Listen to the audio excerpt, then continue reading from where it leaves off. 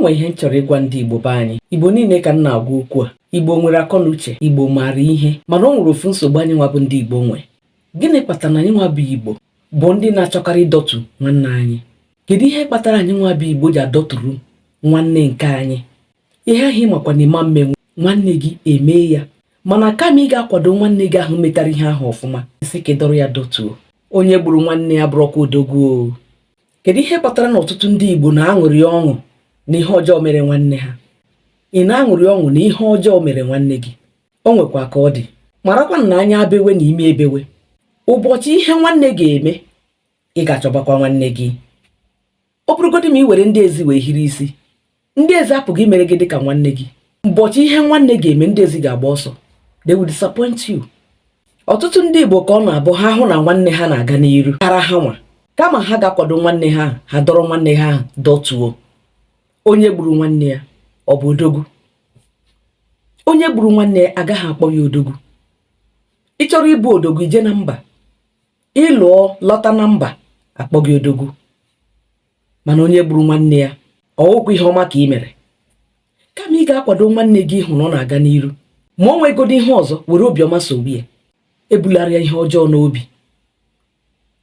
Ma nke a bụzi ahụ ịhụ na nwanne gị na-aga n'iru kara gị, ị chọwazie wee iji wee dọrọ ya dọtuo. Onye gburu nwanne ya bụrụkwa odogwu. Ọ bụrụ onye ezi, ihu ebe ndị Igbo na-akwado onye ezi, ehinye aja n'ukwu n'ụzọ abụ n'ụzọ, mana ya bụrụgodi na onye Igbo ibe gị, ịdọrọ ya dọtuo. Ịmakwa na ebe ahụ ọ na-agbago bụkwa maka ọdịmma gị. Na ọ gaa na mba tụrụ ugo wee bata, ọ na-ezi gị ka ọ na-ewebata ya, mana kama ọ ga-abụnya nwa tụrụ ugo ahụ wee bata, na ọ ga-aka maka unu uche agbara aka. Onye mere anyị ihe a? Ọwa ọnụ abụrụ anyị abụ, ọwa ọnụ ka avụrụ ndị Igbo. Okwe m nghọta. Mụ na bụ nlekọta ihe anya ike agwụ m. Ị ga-ahụ ihe ahụ ị chọrọ ime, iji ime ya okwere gị omume, ịhụzie nwanne gị gbara mbọ ji eme ya, kama ị ga-akwado nwanne gị ahụ. Isi ọ bụ maka gịnị ka ọ ga-eji abụ nwanne gị? Na kama ọ ga-abụ nwanne gị mere ya, ya bụrụ onye ezi mere ya. Ọkwa maka ọdịmma bụ unu. Ihe a na-emekwa ma na mba ofesi o. Ma ụmụnne anyị nọ na mba ofesi, ihe gara ebe ahụ imebi ịgba mbọ. Ịhụzie nwanne gị na-agba mbọ, ọ gagharị ya, ije suo ya imi, isuo nwanne gị ahụ imi. O nwere uru ọ ga-abara gị na isoro nwanne gị imi? Akpọrọ ya kpọkpuo n'ime, ma ọkwa tinye gbara ya ụgbọ nwamkpị ọlọta. Kedu uru ọ ga-abara gị?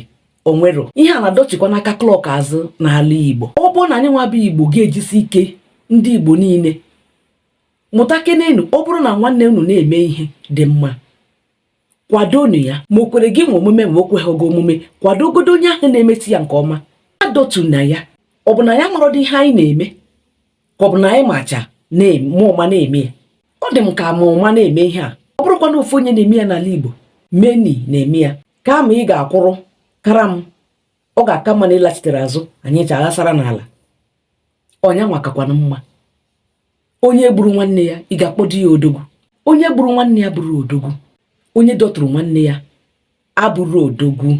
Ị ga n'ama, ị gaghị alụfu, mana ịbata n'ụlọ ebe ahụ ka ike dị gị ịlụ ọgụ, ma ọgụ chere gị n'ama, mana ilu nwụrụ ya.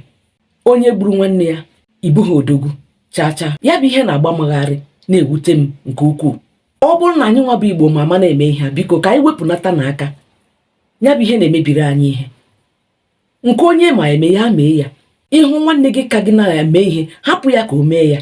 Ọ bụrụ na ọ batara n'unu niile, o je na mba zọta ihe welata ya, o welatara unu ncha. Ọ bụ ụba, ọ bara unu ncha. Ije n'obodo bụ ofu onye bụ onye bara ụba, ma mmadụ na-abụ bụ ndị ji ego bara ụba. Ha anaghị ezu ike. Ochi na nsogbu nke onye aba na nke onye. Gbalịakwanụ ka ị nwee ma o kwero gị, ma nwere nwanne gị na-enwenụ. Ewela maka na o kwero gị nweta, gaa dọtuo nwanne gị ahụ. Akara aka bụrụ ofu. Onye ọbụla bịara n'ụwa nwere akara o ji wee bịa. Ka anyị matara na ọbara na-esi isi. Igbo niile bụ nwanne, anyị niile bụ ofu. Ihe jikọtara anyị ebuka. Ka anyị nwee ike na-enwe obi nwanne n'elu mmadụ ibe anyị. Ọ dị oke mkpa. Biko ụmụnne m, unu tụsaranụ m ozi a, kesaranụ m n'ebe ndị Igbo nọ, maka na ihe a ha na-eme, ọ na-adọchi mmadụ aka klọk azụ. Ka ha mara na ya bụ ihe o nwere uru dị n'ime ya. Ma tinyenụ m aka na akara nsonye, ma tinyekwaranụ m ọnụ n'okwu, maka na ihe a ndị be anyị na-eme, ọ na-agba m anya mmiri. Ekele m unu.